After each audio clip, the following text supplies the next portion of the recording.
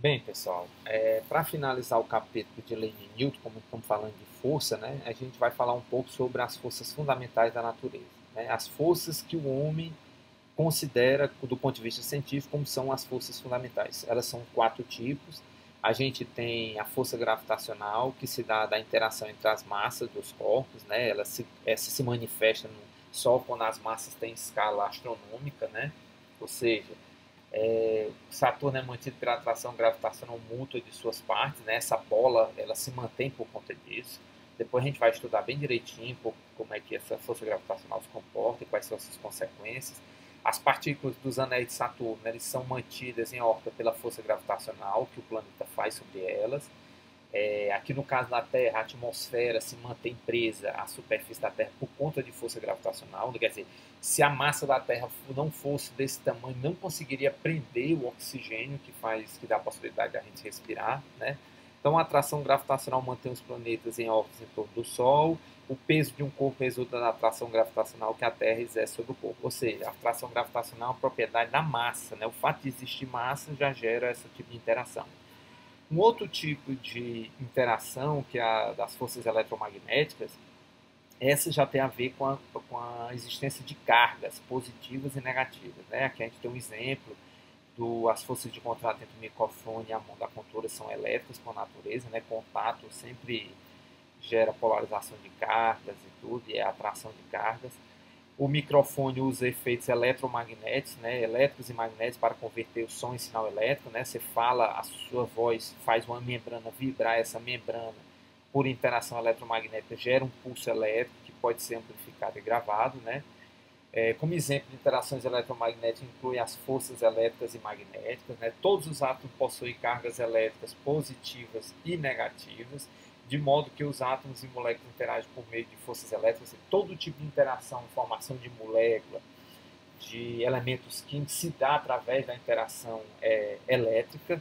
Né? Essa é a mais forte. Então, a gente já tem a gravitacional e a força elétrica, que são as que se manifestam em grande escala. Já na pequena escala, a gente tem a força forte, que é a interação que ocorre a nível de núcleo. Né? A interação forte é responsável pela força de coesão que mantém o núcleo no interior de um átomo. Né? Antigamente não se entendia muito bem como é que os prótons conseguiam ficar presos no interior do núcleo se são cargas positivas, com as distâncias muito pequenas, né? E eles se repelem. Então, depois se descobriu que era devido à interação forte, né? A força nuclear forte, que se mantém, quer dizer, os prótons no interior do átomo se mantêm unidos devido à presença da força forte. Esta força só atua em distâncias muito curtas, né? Então, é numa escala muito pequena que a força forte se manifesta. Já a outra força é a força fraca, que é a interação fraca, não desempenha nenhum papel direto na matéria ordinária, mas é de fundamental importância entre partículas fundamentais. Quando você vai mergulhando nas partículas fundamentais, nos elétrons, nos quarks, íons e tal, né, que são subpartículas, essas interações forte e fraca se manifestam de forma muito evidente. A interação fraca é responsável, por exemplo, por uma forma comum de radioatividade denominada decaimento beta. Né? Quando você emite uma partícula alfa e uma partícula beta, quem é responsável por esse decaimento é a interação fraca. E aí os cientistas descobrem dados de esqueleto, antigo medindo seu carbono 14. Eles vão lá, pegam o carbono 14, vê a datação dele. Por quê? Porque esse carbono 14 é radioativo, ele fica emitindo partículas. Então, olhando para a atividade desse carbono 14 que está presente no crânio, dá para se estimar qual é a idade desse crânio, entendeu? Quanto tempo ele está ali, tá certo? E é isso graças a essa interação fraca, né? Hoje existe na física teórica um esforço na tentativa de construir uma teoria unificada que juntasse todas as forças. Essas teorias têm como premissa básica a ideia de que tudo se originou de uma única coisa durante o Big Bang. Então, pelo fato dos cientistas acreditarem que todo o universo surgiu de um ponto singular, então eles acreditam que se você voltar no tempo, todas essas forças que hoje se manifestam, elas vão partir de um princípio único, tá certo? Então já existe uma teoria que unifica a interação eletromagnética com a força fraca, que é denominada eletrofática. Ou seja, essa já passou em vários testes, então quer dizer, já consegue unificar a fraca com a eletromagnética. Então falta agora juntar as outras duas e juntar essas quatro numa teoria só.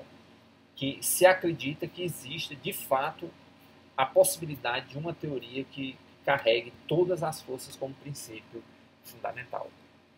Pois bem, pessoal, esse aqui era o único detalhe que eu queria mostrar para vocês, né? Já que a gente falou de leis de Newton, né? Então, falar das quatro forças que existem na natureza, né? Essas são as consideradas, as detectadas experimentalmente até hoje, né? E todas elas satisfazem as leis de Newton. Então, é importante você perceber que não interessa a natureza da força. Uma vez que foi força, ela tem que satisfazer as leis de Newton. Não interessa se é a fraca, se é a forte, se é a eletromagnética ou se é a gravitacional. Foi força, tem que satisfazer as leis de Newton. Pois eu vou ficando por aqui e até a nossa próxima aula. Agora a gente completa esse capítulo e agora vocês têm material suficiente para resolver os problemas do livro de vocês. Tá certo? Até a próxima aula.